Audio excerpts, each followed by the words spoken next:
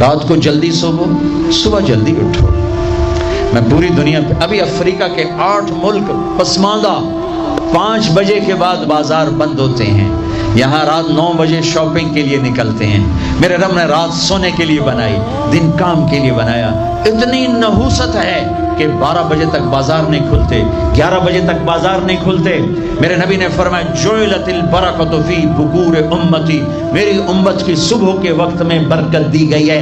میرے نبی نے فرمایا صبح کے وقت میں رزق تلاش کرو، صبح کے وقت میں اپنے رزق کی طلب سے غافل نہ ہو، سو نہ جاؤ۔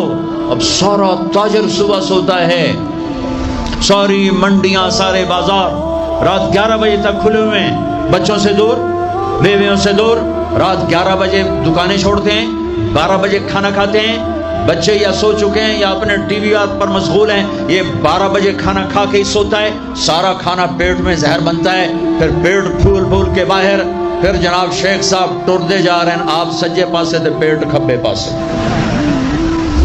اور پھر ڈاکٹروں کی چاندی، کسی کو بلڈ پریشر، کسی کو شوگر، کسی کو ہارٹ، کسی کو کچھ۔ یہ سب فطرت کی زندگی کو چیلنج کرنے کا، یہ ساری لوڈ شیڈنگ اللہ کی قسم ختم ہو جائے گی۔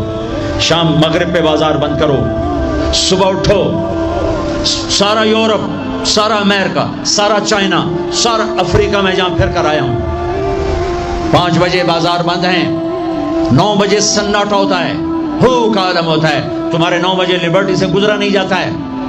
کیا ظلم و ستم ہے، نہ دین جانتے ہو نہ دنیا جانتے ہو، نہ تم دین کے واقف ہو نہ دنیا کے واقف ہو، دنیا سے بھی جاہل ہو، دین سے بھی جاہل ہو، دنیا کا بھی ظلم کر رہے ہو، دین کا بھی ظلم کر رہے ہو۔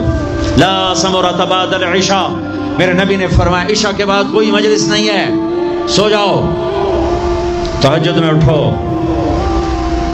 12 بجے کے بعد جو آدمی سوتے ہیں ان کے جسم کی ریپیئر ہوتی نہیں ہے، جو دن میں سوتے ہیں ان کے جسم، نیند مستری ہے، پلمبر ہے، آپ کے پوری باڈی کی ریپیئر کرتا ہے نیند کا نظام۔ لیکن جب آپ 12 بجے کے بعد سوتے ہیں یا فجر کے بعد سوتے ہیں، وہ کام ہی نہیں کرتا، وہ کہتا میری چھٹی میں نہیں کرنا۔ جب آپ 10 بجے سو جاتے ہیں وہ پورا ایکٹیو ہو جاتا ہے، پورے جسم کو چست کر دیتا ہے۔ جب آپ صبح 4 بجے اٹھو، 5 بجے اٹھو تو آپ تازہ ہو گئے۔ رات کا جاگنا، دن کا سونا نحوست، آپ کی بجلیاں تباہ، پہلے ہی تھوڑی ہے، اوپر ساری رات کے دکانیں، فنکشن۔ یہ تو اللہ حکومت کا بھلا کرے، یہاں کی حکومت کا، کہ 10 بجے کا انہوں نے ڈنڈا چلایا تو کچھ، ورنہ تو 10 بجے تو بارات کی تیاری ہو رہی ہوتی اور 1 بجے کھانا ہو رہا ہوتا تھا۔ جس امت کو اللہ نے وقت کی قدر سکھائی، اسی امت نے وقت کو تباہ کر کے رکھ دیا۔ اور جس امت کے پاس قرآن نہیں، نبی نہیں، انہوں نے وقت کو کیش کر کے تمہیں غلامی کا طوق پہنا دیا اور دنیا کو لیڈ کرنے کی طاقت اللہ نے ان کو دے دی۔